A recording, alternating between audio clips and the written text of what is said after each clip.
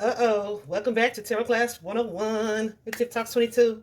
Y'all, our card now for this session is one of I feel like it's the collective's favorite card to see because of the narrative that is often pushed with this card. But I feel like this card has layers to it that a lot of tarot readers don't want to dive into, or like they keep it surface level, or they just don't know about it, right? I feel like I was doing readings a little while before I knew and understood truly the depth of the card, guys. What card is that? Yeah, da, da, da. The Lovers. Look, let me show y'all the not raggedy one. I'm sorry, I don't think you're raggedy. But but here, the Lovers, guys. This is a very popular card to see, especially in love readings. People kind of hope that it comes up. But let's talk about first the appearance of the card. First of all, it is, you see, anytime you see two of anything on a card, just assume that there's some type of decision or choice connected there. But we see two people here standing in what appears to be a garden in front of an angel, seemingly offering its blessing. The two people, however, are, I don't want to say what they are, but because that might bring attention to it. But you saw what they were. And then there's one tree behind one of them that is considered like the tree of knowledge, and then the other tree that looks like flames to me. So it's like the tree of knowledge and the tree of life. The one behind the feminine energy is wrapped with a snake. Oh, yeah, there she go. The one behind the feminine energy is wrapped with a snake, suggesting temptation, right? You see this woman, the feminine energy, is looking up towards the angel with the sun illuminated behind it, towards the angel with the sun. That sun is clarity, happiness, joy, fulfillment, etc. This energy, I would say, is in more of the lustful state. They looking at us. He looking there, she looking there, right? So this is a very interesting card. I think there's some things on here that people just don't really typically take note of. So it's pretty interesting. In this particular deck, we see the same thing, right? We see the tree there of knowledge with the apples on it and the snake wrapped around the tree. And this one over here, you could say it's flames, but those don't really look like the color of flames, but they are like fire. Okay, fire.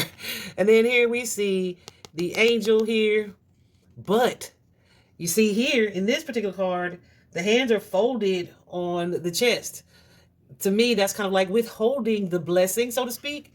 But you do see, I was going to say, you do see both are looking this way. No, one is looking up. This one's looking over towards the tree, not even turned all the way to look at her, but towards the tree, which means what? This one is drawn more. There's an energy or part of this card drawn more to the tempting aspect of things.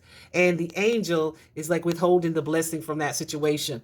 The Lovers here. Also, I thought it was interesting that we see this mountain or mountaintop at the back of this garden, and that's featured on the traditional card as well, right? That mountain. Mountains almost always represent some form of obstacle or maybe just challenge or adversity, right?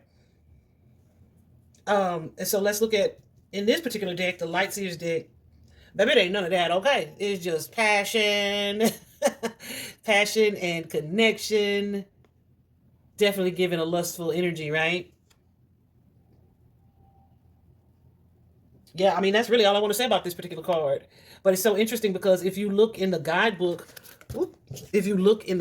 for this card, they mention, having a choice or whatever, or the dual energies. But for them, this is primarily like a magnetic attraction to someone that's either already present or that's coming into your life. And I feel like typically when we see this card, we definitely think about love or relationships, right? Or potential soulmate energy. This card with the two, the duality of it is connected to Gemini energy. They got that twin energy. Twin, where have you been? Nobody, nobody. Okay. Anyway, they have that energy, the energy of the duality there, right? But I feel like you guys hear me say this in readings all the time, that this card used to be known as the Choices card. When we see this card, I feel like we are being guided to make decisions that reflect our true self, right? It can be us having a choice between the high road versus the low road. Just conflicting elements of ourselves. Something where we're drawn to the temptation versus us being drawn to living or aligning with our values, right? It could also represent like an emotional decision versus a rational decision, head over heart or head versus heart type of energy. This particular card, the Lover's card, suggests that you have two paths, two options, or you're dealing with two aspects of yourself, which is like love versus lust, right? Um, it can be the energy of being drawn to or a relationship where you're kind of either willing to move into the relationship and allow yourself to be vulnerable and trust where it's going or not, right? So yeah, it's such a layered card, but it's almost always about a relationship. It is the number six. That's super important. It's the number six in the tarot deck, which is all about harmony, which is about peace. It's about growth. It is about community. Of course, it's about relationship and partnership. It is also about the energy of giving and receiving, help and support, balance, right?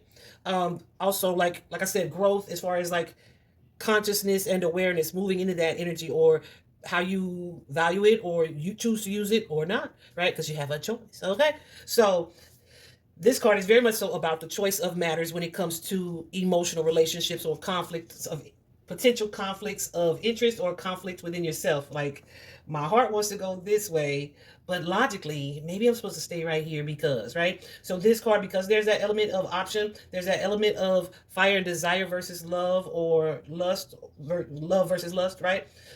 This card can often be associated with a third party relationship, a clandestine affair, something that you may do or indulge in secretly. It could suggest that you need to make a choice between that relationship and maybe something else. I was gonna say that you're committed to, but now if you're in this, you're not committed to this. But you know what I'm saying. You know what I'm saying. What else do I want to say about this particular card? It's definitely giving the energy of conflicted emotions where love may be present, right? But you are, like I said, conflicted. It also gives the energy of divine partnership potential, like a relationship that you guys can grow in, within, and together, right?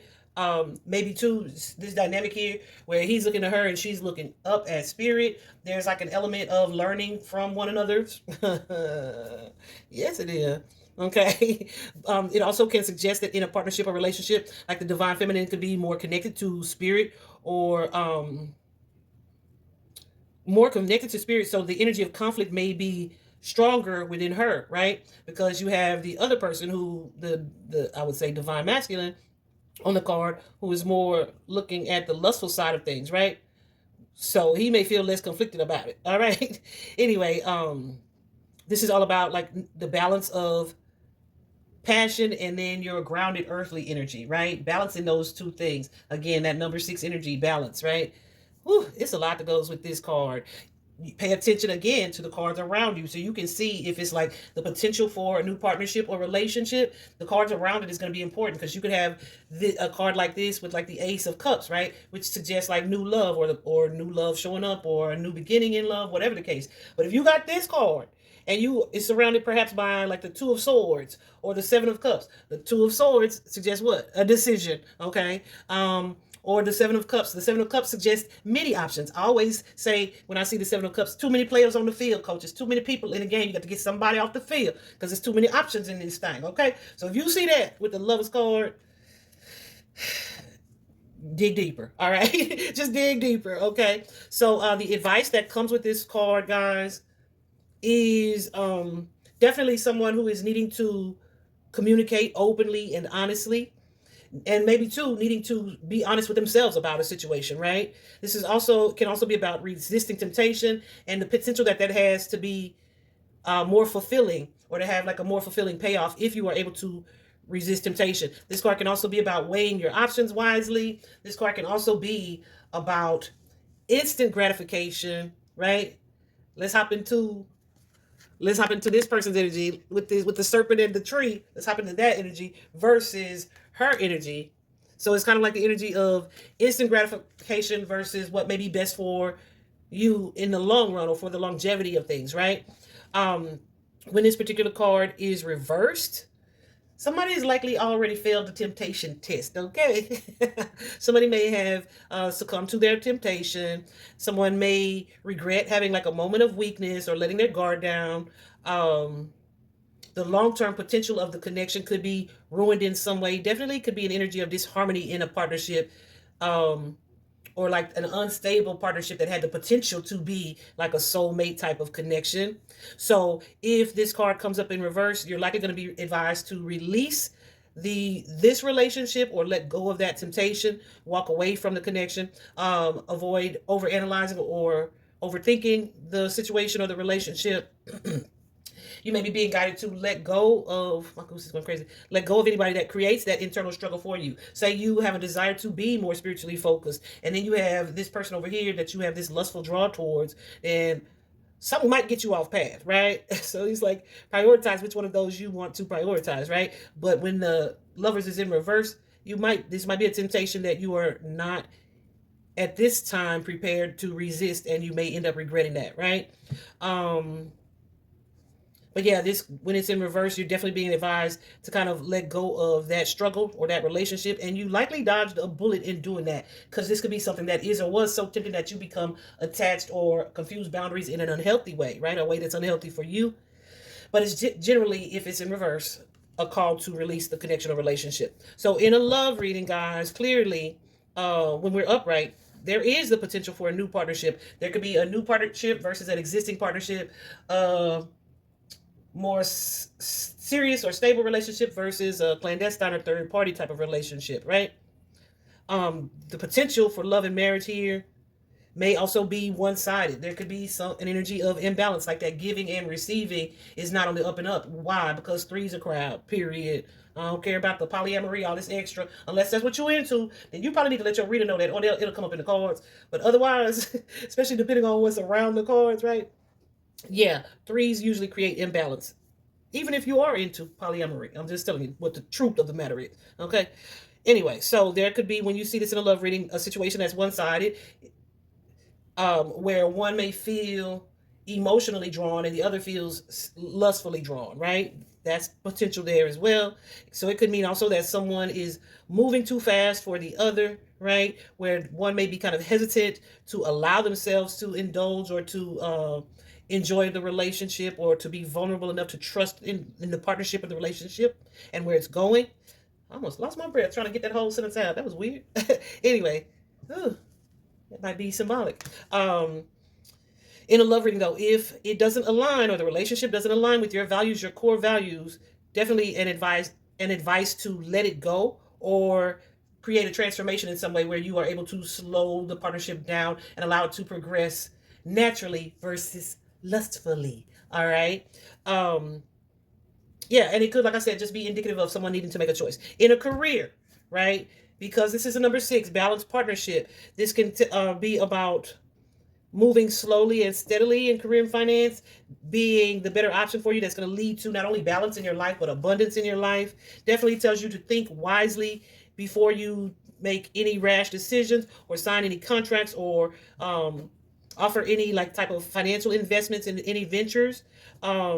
Because there could be an energy of you not getting what you expected. Also, to the contrary, something that I've seen, when a partnership shows up with the lovers, a career partnership, say it's a company, it could be like the potential for this to be the ideal partnership. Lucy's right there going crazy. The ideal partnership or place for you to be, even if something about it seems off or looks off. When you got this lovers, it's like, dang, I should have been here long ago. This is the perfect company for me, or this is the perfect job for me, this is the perfect opportunity for me. So again, the cards surrounding it are going to play a role in how you choose to interpret that. From a personal or spiritual standpoint, very much so about making the decision to choose divine love over instant gratification. I could either do what feels good, or I could prioritize my spiritual beliefs and core values, etc., and trust and hold out that that path or that spiritual path is going to be better for me than choosing what feels good today, right now. All right, we got a lot of adults, obviously, and I've been one. I'm just saying, who, yeah, y'all know, who are like, no, right now, okay, right? Let's go for the right now, the instant gratification. All right. But when you see this card and you're doing like a spiritual reading, it's telling you to kind of balance that masculine and feminine energy, because we're looking at it like these are two different people, but this can be the energy of you within yourself, right?